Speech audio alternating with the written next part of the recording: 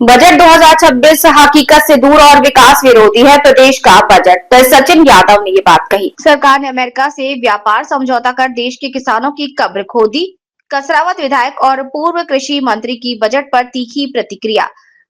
भोपाल 18 फरवरी प्रदेश सरकार द्वारा बुधवार को प्रस्तुत बजट 2026 पर कड़ी प्रतिक्रिया व्यक्त करते हुए कसरावत विधायक और पूर्व कृषि मंत्री सचिन यादव ने कहा कि ये बजट प्रदेश की जनता की उम्मीदों के पूरी तरह विपरीत है, हकीकत से दूर और विकास विरोधी है। उन्होंने आरोप लगाया कि सरकार जमीनी सच्चाइयों से मुंह चुराते हुए केवल खोखले दावों और आंकड़ों की बाजीगरी के जरिए जनता को गुमराह करने का प्रयास कर रही है।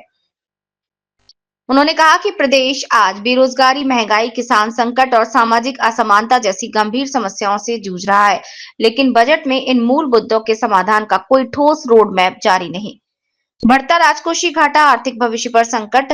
सचिन यादव ने कहा कि सरकार पर 74,000 करोड़ रुपए का भारी राजकोषीय घाटा है। इसके बावजूद बजट में ना तो इस घाटे को कम करने की कोई स्पष्ट रणनीति दिखाई देती है और ना ही वित्तीय अनुशासन की कोई संकेत। ये बजट आने वाले समय में प्रदेश की आर्थिक स्थिति को और कमजोर करेगा। महंगाई से आम जनता को कोई राहत नहीं। सचिन यादव श्री यादव ने कहा कि आम जनता पहले से ही महंगाई की मार झेल रही है। रसोई गैस, खाद्य पदार्थ, शिक्षा और स्वास्थ्य सेवाएं लगातार महंगी होती जा रही है, लेकिन इस बजट में आम आदमी को राहत देने के लिए कोई ठोस प्रावधान नहीं किया गया। ये बजट गरीब, मध्यम वर्ग और मजदूर वर्ग की पीड़ा को पूरी तरह नजरअंदाज करता नजर आ रहा है। सरकार ने अमेरिका से व्यापार समझौता कर देश के किसानों की कब्र खोदी।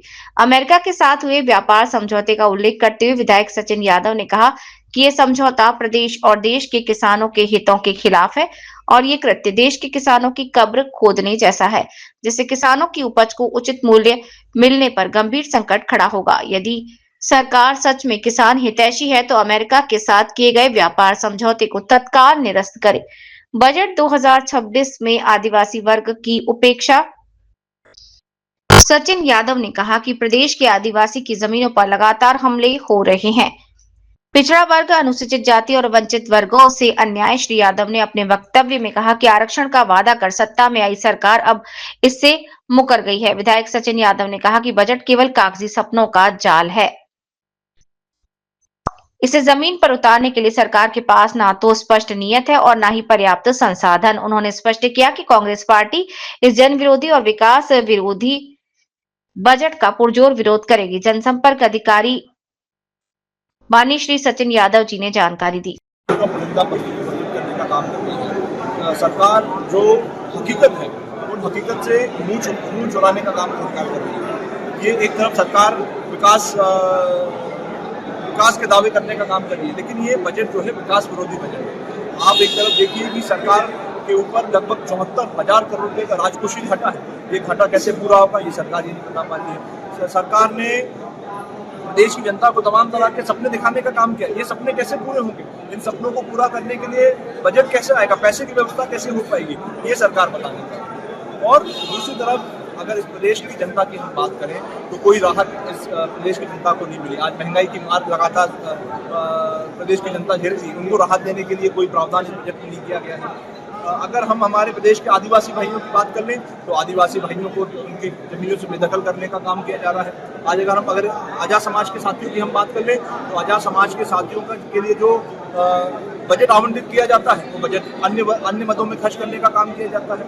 अगर मैं हमारे ओबीसी वर्ग के साथियों की बात कर ले, जिनको सरकार ने 27% आरक्षण देने का बात किया था, उनको वादे से मुकर गई।